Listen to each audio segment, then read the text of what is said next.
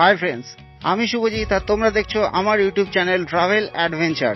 আজকে আমরা কোলাঘাট থেকে কলকাতা অবধি একটা ভিডিও শুট করব, তো ভিডিওটা দেখতে থাকো বন্ধুরা। এই ভিডিওর মাধ্যমে তোমরা দেখতে পারবে বর্তমানে রাস্তার রোড কন্ডিশন কি আছে। তো চলো ভিডিওটা শুরু করা যাক। আমি এখন বন্ধুরা ঠিক আছি কোলাঘাট যে ব্রিজ আছে, কোলাঘাট ব্রিজের ঠিক কাছাকাছি আছি। সামনেই কোলাঘাট ব্রিজ আছে, কোলাঘাট ব্রিজ আমি উঠবো। খালি চোখে দেখতে পাচ্ছি, তোমরা হয়তো ভিডিওতে ঠিক অতটা বুঝতে পারছো না। তো যাই হোক, তোমরা একটু দেখতে থাকো, দেখলে তোমরা বুঝতে পারবে।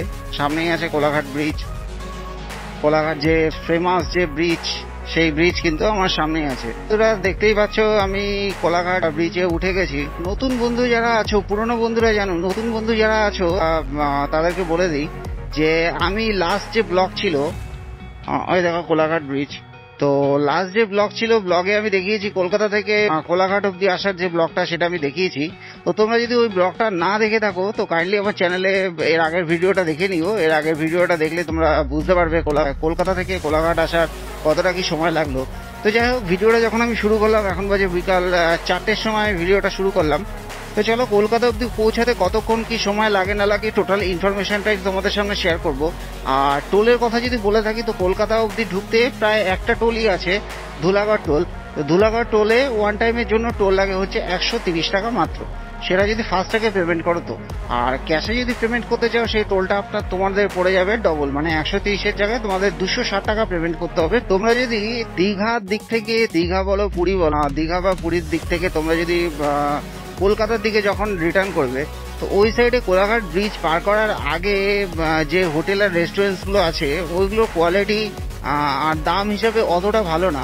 তো তোমরা চাইলে কিন্তু কোলাঘাট ব্রিজটা পার করে এই সাইডেও আসতে পারো। এই সাইডেও কিন্তু অনেক হোটেল আছে, ঠিক আছে। বাস সাইডে তোমাদের খেয়াল করাতে পারলাম না, ঠিক দেখাতে পারলাম না। দেখো এই সামনে আর একটা হোটেল আছে, অনেক হোটেল আছে এখানে, তোমাদের খাওয়ার কোনো অসুবিধা হবে না। তোমরা জাস্ট ব্রিজটা পার করে তোমরা এপারে চলে আসবে, এপারে চলে আসবে মানে হাওড়া ডিভিশনে যদি তোমরা ঢুকে যাও, হাওড়া জেলায় যদি তোমরা ঢুকে যাও, হাওড়া জেলায় ঢুকলে কিন্তু তোমরা এখানে অনেক দেখতে পারবে হোটেল। যাই হোক, রাস্তার কন্ডিশন দেখতে পাচ্ছ। পুরনো যে আমার আগের ভিডিওতে সেটা তো আমি বলেছি যে এই রাস্তার কন্ডিশন সম্পর্কে বলার নতুন করে কিছু নেই, কারণ অবভিয়াসলি রোড হচ্ছে টোল রোড। টোল রোডে টোল সবসময় দেওয়া হয়, এবং দেন টোল রোডটাকে মেনটেন্যান্সও করা হয় টোলের টাকায়, ঠিক আছে। তো সেই জন্য রোড নিয়ে নতুন করে বলার কিছু নেই। জাস্ট মাঝে মাঝে স্পেশালি রাতের দিকে একটু জ্যাম থাকে রোডে, যেহেতু সব দীঘা বা পুরীর বাসগুলো কলকাতা থেকে এদিকে যায় বা ব্যাক করে বা যায়, তো সেই জন্য বা রাস্তায় একটু ট্রাফিকও থাকে ভালোই। তো ট্রাফিকটাকে যদি অ্যাভয়েড করো, শুধু যদি রোড কন্ডিশনের কথা বলো, রোড কন্ডিশনের কথা নতুন করে বলার কিছু নেই, ঠিক আছে। রোড কন্ডিশনের জাস্ট অসাধারণ রোড আছে, ঠিক আছে। দেখতেই পাচ্ছ, একটা ফ্লাইওভার থেকে নামছি আর একটা ফ্লাইওভারে উঠছি। তো এখানে আর কি বলবো নতুন করে, জাস্ট একটু সাবধানে যেতে হবে। তো একটা ছোট্ট ইনফরমেশন দিয়ে দিই, একটা ছোট্ট সাইনবোর্ড ছিল যে কলকাতা হচ্ছে অনলি 76 কিলোমিটার, মানে 76 কিলোমিটার হচ্ছে কলকাতা। এবং আমার বাড়ি অ্যাকচুয়ালি কলকাতায় না, আমার বাড়ি হচ্ছে চাকদাতে। নতুন পুরনো যারা ভিউয়ার্স আছে আমার চ্যানেলে তারা জানো আমার বাড়ি চাকদাতে, ঠিক আছে। তো আমি ভিডিওটা শুট করবো, চেষ্টা করবো বেশ ওই অবধি আমি ভিডিওটা শুট করার। এখানে একটা সাইনবোর্ড দেখতে পাচ্ছি, উলুবেড়িয়া 20 কিলোমিটার, দুর্গাপুর 206, ঠিক আছে। এখানে কিন্তু হোটেল প্রচুর আছে, মানে তোমরা হাওড়া ডিভিশনে ঢুকলে অনেক হোটেল আছে, অনেক হোটেল। খাওয়া নিয়ে কোনো সমস্যা হবে না। কিন্তু পেট্রোল পাম্প কিন্তু এখনো কি আমার চোখে পড়লো না, পেট্রোল পাম্পও আমার লাগবে। হ্যাঁ, অনেকটা দূরে একটা পেট্রোল পাম্প দেখতে পাচ্ছি। তো আমার ট্যাঙ্কও পেট্রোল লোড করতে হবে। নিজের খাওয়া হয়ে গেছে, কিন্তু বাইককে খাওয়াতে হবে। তো চলো দেখা যাক। এটা হয়তো অনেকটা দূরে একটা ইন্ডিয়ান অয়েলের পেট্রোল পাম্প দেখতে পাচ্ছি। তো আমি ইন্ডিয়ান অয়েল না, আমি ভারত পেট্রোলিয়াম থেকে রিফিলিং করাবো। তো চলো দেখি, গাড়িতে যা তেল আছে, 2 দাগ তেল আছে, আমি আরামসে কলকাতা অবধি চলে যেতে পারবো। তাও ভারত পেট্রোলিয়াম ওদিকে ছিল, এদিকে নেই, তো ওদিকে তো যাওয়া সম্ভব না। আমি সেই জন্য এখন এই সাইডেই খুঁজছি যে ভারত পেট্রোলিয়াম কোথায় আছে। ভারত পেট্রোলিয়াম থেকে আমি রিফিলিংটা করাবো। বর্তমানে যে জায়গাটায় আমি আছি, জায়গাটার নাম হচ্ছে বারুন্দা। ছোট্ট একটা সাইনবোর্ড ছিল, আর একটা ছোট্ট সাইনবোর্ড ছিল বাগনান 4 কিলোমিটার, মানে বাগনানের ডিস্টেন্স হচ্ছে ঠিক আমার এই লোকেশন থেকে 4 কিলোমিটার। রাস্তায় কিছু কিছু জায়গায় মানে মনে হচ্ছে যে যেন জেসিবি দিয়ে কেটে দিয়েছে, টেনে দিয়েছে। ওই জায়গায় যখন বাইকের চাকাটা পড়ে, ঠিক আছে, তো তখন বাইকের চাকাটা একটু টাল খায়, মানে একটু সমস্যা হতে পারে। জানি না কেন করা এগুলো, কোনো নিশ্চয়ই কারণ অবশ্যই আছে। তো সামনে আরেকটা সাইনবোর্ড দেখছি, ডানকুনি 48 48 বাগনান 2 কিলোমিটার। মানে আমরা এখন প্রায় বাগনানের কাছাকাছি চলে এসেছি। তো রাস্তার যে রোড কন্ডিশন আছে, রাস্তা মোটামুটি ঠিকই আছে, ট্রাফিকও ঠিকঠাকই আছে। তো যতটা পারি আমি টেনে নিই।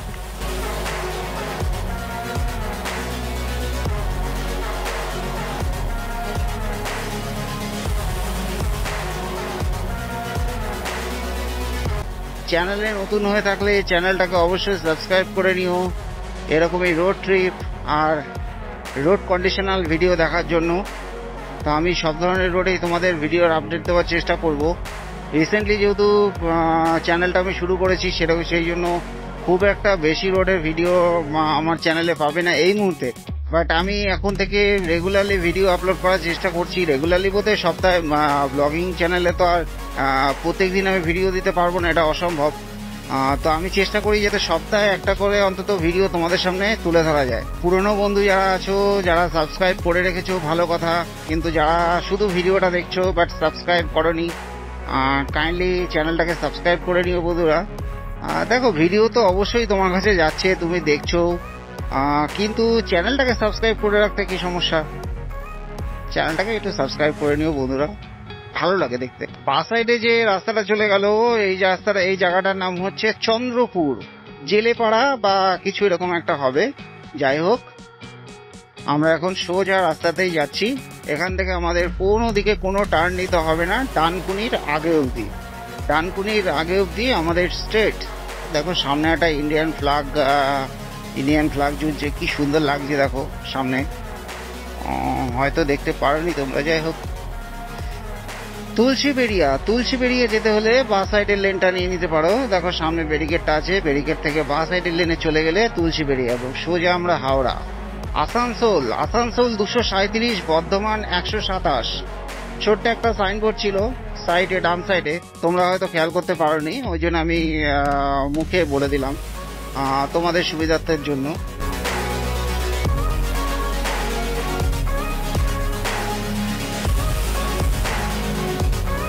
সামনে আরেকটা সাইনবোর্ড আছে, ডান সাইডে গেলে বীরশিবপুর এবং দিল্লি যেতে গেলে সোজা দিল্লি 1536, কলকাতা 48, ডানকুনি 42। ছোট মাইলস্টোন আছে যেগুলো ক্যামেরাতে হয়তো তোমাদের সামনে তুলে ধরা সম্ভব না, বাট যখন রাস্তায় আসলে দেখতে পারবে।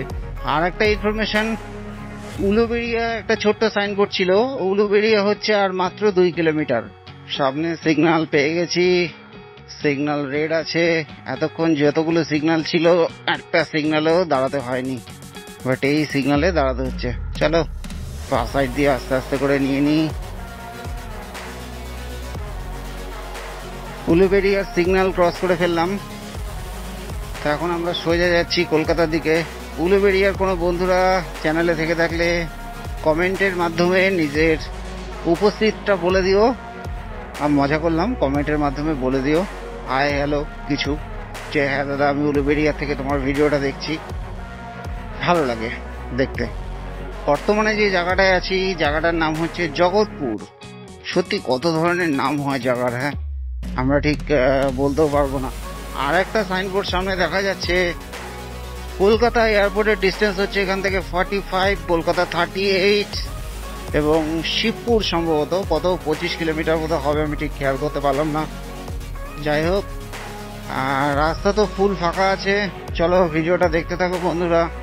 দেখো সামনের গাড়িটা কিভাবে ঝুলে যাচ্ছে, ও প্রাকৃতিক হাওয়া খেতে খেতে যাচ্ছে এরা। মোটা ছেলেটাকে দেখছো কিভাবে হাওয়া খাচ্ছে। যদি ঠান্ডা লাগে, আর গরমকাল পড়ে গেছে, ঠান্ডা লাগার কোনো চান্স নেই। এই জিনিসগুলোই হয় রোড ট্রিপে বেরোলে, এই জিনিসগুলোই কিন্তু দেখা যায়, যেটা ট্রেন জার্নিতে কোনোদিন পসিবল না বন্ধুরা। ট্রেন জার্নিতে শুধু রেল লাইন দেখো আর রেল লাইন দেখো। রোড জার্নিতে অনেক কিছু দেখা যায়, অনেক জার্নি, জাস্ট সাহস করে বেরিয়ে পড়তে হয়, আর কিছু না বন্ধুরা। ডানকুনির ডিস্টেন্স আর 26 কিলোমিটার হচ্ছে আপডেট।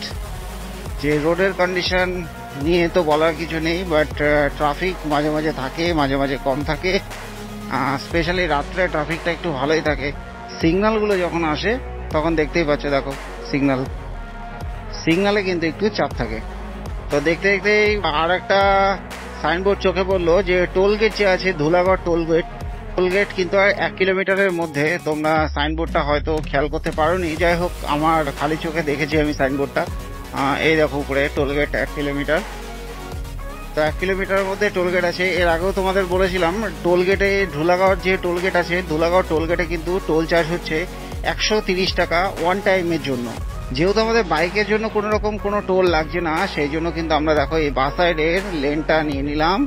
এখান দিয়ে আমরা সোজা চলে যাব টোল ছাড়া। দেখো সামনে যা এখানে যা রাস্তা যা আছে সব কিন্তু বাইক, আর সামনে অটো যাচ্ছে কিছু, এটা আমাদের জন্য ফ্রি টোল। বাইকে কোনো রকম কোনো টোল দিতে হয় না, সে কারণে আমরা সাইড দিয়ে পার করে চলে যাব।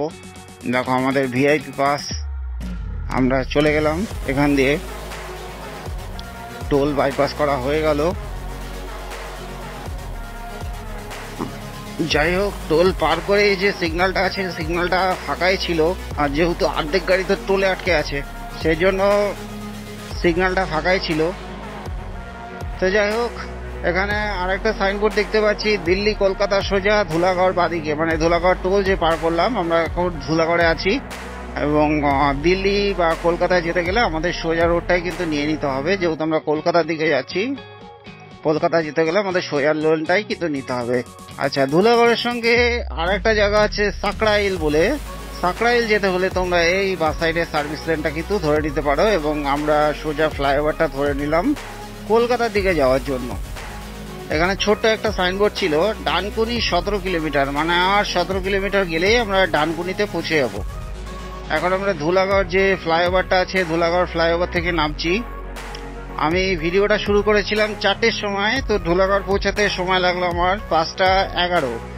এর মধ্যে আমার কিছু টিফিন টাইম ছিল, হালকা পাতলা চা খেয়েছি, আমি রেস্ট করেছি একটু, মোটামুটি 10-20 মিনিট টোটাল আমি এখানে রেস্ট করেছি। মানে কোলাঘাট থেকে আমার ধুলাগড় আসতে অ্যাপ্রক্স 1 ঘন্টা মতো সময় লেগে গেছে।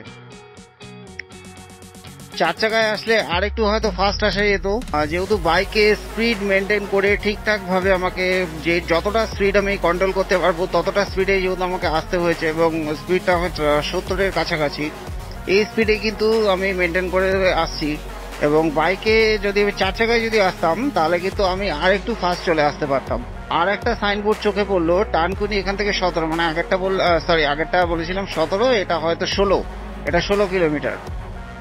দীঘার বাসগুলোকে একটু বাইপাস করার চেষ্টা করবে, বারবার বলছি, এর আগের ভিডিওতেও আমি বলেছি বন্ধুরা, দীঘার বাসগুলো কিন্তু খুব রাফলি যায় এখান দিয়ে। শুধু এখান দিয়ে না, দীঘায় ঢোকার আগে এবং দীঘায় বেরোনোর সময় এরা কিন্তু খুব ফাস্টলি বেরোয়। তো এগুলোকে অ্যাভয়েড করবে, এগুলোর সামনে কখনো তোমরা ওভারটেক করার চেষ্টা করবে না, এগুলোকে মতো যেতে দেবে, ঠিক আছে? অন্য গাড়ি তুমি ওভারটেক করো ঠিক আছে, বাট বাসগুলোকে তুমি কখনোই ওভারটেক করার চেষ্টা করবে না বন্ধুরা। এটা নিজেদের সেফটির জন্যই বলা হচ্ছে বারবার করে, এর আগের ভিডিওতে আমি বারবার করে বলেছি, এই ভিডিওতেও বলছি। আর একটা সাইনবোর্ড আমার চোখে পড়ছে, পানাগড় 149, ডানকুনি 18 এবং সাঁতরাগাছি 11 কিলোমিটার। জ্যামের জন্য আমাদের এখন অফ রোড নিতে হচ্ছে সাইড দিয়ে। এই দেখো জ্যাম, আমরা এরকম জায়গা দিয়ে এখন যাচ্ছি। ওয়াও ওয়াও, খুব ভালো লাগছে। এই দেখো কত জ্যাম।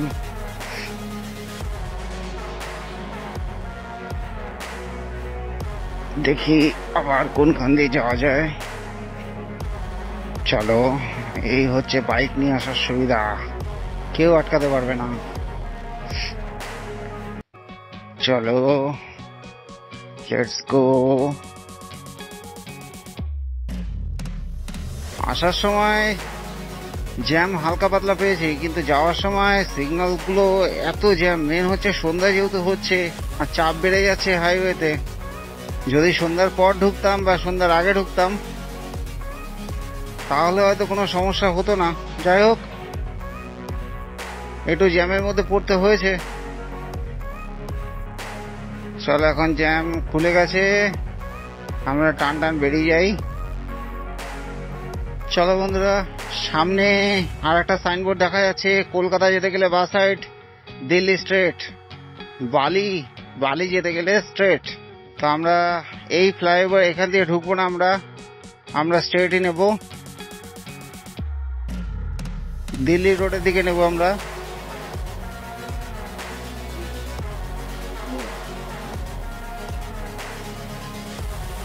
আমরা পরেরটা মানে বালি ঘাট দিয়ে আমরা চেষ্টা করব যাওয়ার, যদি পসিবল হয় তো। মানে মেন হচ্ছে এটা সাঁতরাগাছিতে যেতে গেলে তোমরা এই সাইডের লেনটা নিয়ে নিতে পারো। তো আমরা সাঁতরাগাছি থেকে যাব না, আমরা স্ট্রেট যাব, সেই জন্য আমরা দিল্লির দিকে নিয়ে নিচ্ছি, দিল্লি বা স্ট্রেট। এখানে অনেক করা আছে যে কলকাতা যেতে গেলে বাদিক, দিল্লি সোজা। তো আমরা দিল্লি রোডটাই নিলাম, মানে কলকাতার যা হাফ চাপ ছিল, হাফ চাপ এখান দিয়ে বাইপাস হয়ে গেল, ঠিক আছে। তো এখন হচ্ছে এটা টোটালি দিল্লি রোড। দিল্লির আরেকটা সামনে লেন পাবো কলকাতা যাওয়ার জন্য, লেখা থাকবে ওখানে। তো আমরা কিন্তু ওটা দিয়ে, ওই দিকটা দিয়ে আমরা নিয়ে নেব।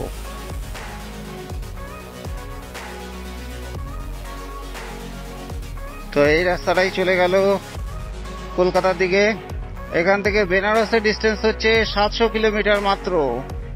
বেনারস গেছি আমি, বাইকে যাইনি, 4 হুইলারে গেছি, কুম্ভ মেলাতে গেছিলাম। তো যাই হোক, বাইকে যদি কখনো যাই তোমাদের সামনে অবশ্যই চেষ্টা করব ভিডিওটা তুলে ধরার। আর দেখো ফ্লাইওভারের তলা দিয়ে এই যে গাড়িগুলো আসছে, এই গাড়িগুলো কিন্তু কলকাতা থেকে দিল্লি রোডে কানেক্ট হচ্ছে। সাইনবোর্ডে লেখা আছে দিল্লি স্ট্রেট, বালি স্ট্রেট। আর লোকাল বাসগুলো এত সমস্যা করে, দেখতেই পাচ্ছ রাস্তা কিভাবে জ্যাম করে থুয়ে দিচ্ছে। রোড কিন্তু খোলা, বাট এমন ভাবে জ্যাম করে থুয়ে দিয়েছে এরা, আর কি বলবো। চলো, বাসগুলো পার করা হয়ে গেল এবং আমরা সোজা দিকে নিয়ে নিই। আর এ দেখো ছাপড়ি রাইডার দিল টান একবারে, মাথায় নেই হেলমেট, গায়ে কোনো কিছু নেই, ব্যাস চললো। এদের থেকে একটু বেঁচে চলতে হয় বন্ধুরা, কারণ বাই চান্স যদি ঝগড়া লেগে যায় তাহলে তো মুশকিল, এদের এরিয়া বলে কথা। লিলুয়া আর জগদীশপুর যেতে গেলে বাঁ সাইডের যে লেনটা আছে, দেখো এই গাড়িটা যাচ্ছে, সামনের গাড়িটা, এই লেন নিয়ে নিতে পারো এবং আমরা সোজা দিল্লি রোডটা ধরে নিলাম। তো লেটস সি বন্ধুরা, এখান থেকে একটা সাইনবোর্ড ছিল আমি দেখতে পারলাম না, যাই হোক। দুর্গাপুর হচ্ছে 158 কিলোমিটার, এইটুকুনি আপডেট দিলাম। বর্ধমান 89, ডানকুনি হচ্ছে আর 4 কিলোমিটার, ছোট একটা সাইনবোর্ড ছিল। এয়ারপোর্ট সোজা, দুর্গাপুর সোজা, মানে আরেকটু গিয়ে বাঁ সাইডে যে রাস্তাটা পড়বে সেটা দিয়ে গেলে তোমরা এয়ারপোর্টের দিকেও চলে যেতে পারো। আর দুর্গাপুর যেতে গেলে তো এটা কিছুক্ষণ পরে এটা দুর্গাপুর এক্সপ্রেস ওয়ে নাম হয়ে যাবে।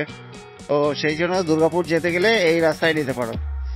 দুর্গাপুর, আসানসোল, বর্ধমান, উত্তরপ্রদেশ, দিল্লি, টোটালটাই এই রাস্তায়, টোটালটা। ডানকুনি হচ্ছে আর 2 কিলোমিটার। সামনে একটা সাইনবোর্ড দেখা যাচ্ছে দিল্লি স্ট্রেট, ডানলপ ডান দিকে, বাদিকে, এয়ারপোর্ট বাদিকে, মানে কলকাতা যে রাস্তাটা, কলকাতা যাওয়ার যে রাস্তাটা সেটা সামনেই আছে বাস সাইডে। বাসগুলো দেখতে পাচ্ছ কি পরিমাণে জ্বালাচ্ছে। যাই হোক, চলো, আমাদের সেটা কাজ না, বাসগুলো থেকে বেঁচে থাকতে হবে, এটাই হচ্ছে কাজ।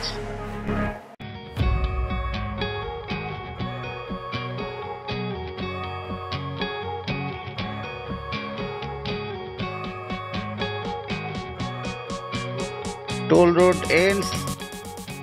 কলকাতা যেতে চাইলে দেখো এই যে এই গাড়িটা যাচ্ছে, এই গাড়িটা কিন্তু তোমরা এখান দিয়ে চলে যেতে পারো, এয়ারপোর্ট, ডানলপ সব এদিকে। আমি আর এদিক দিয়ে এখন গেলাম না, যেহেতু আমাকে বাড়ি পৌঁছাতে হবে, আমি সেই জন্য দিল্লি রোডটাই ধরে নিলাম। তো যাই হোক বন্ধুরা, ভিডিওটা এই অবধি দেখার জন্য অসংখ্য ধন্যবাদ। ডোন্ট মাইন্ড আমি বেলঘড়ি এক্সপ্রেস ওয়েতে উঠতে পারলাম না। চ্যানেলে নতুন হয়ে থাকলে চ্যানেলটাকে সাবস্ক্রাইব করে দিও, পাশে থাকা বেল আইকনকে প্রেস করে দিয়ে পাশে দেখো। তো দেখা হচ্ছে নতুন কোনো রোড কন্ডিশনার অথবা রোড ট্রিপে। টিল দেন, টাটা বন্ধুরা।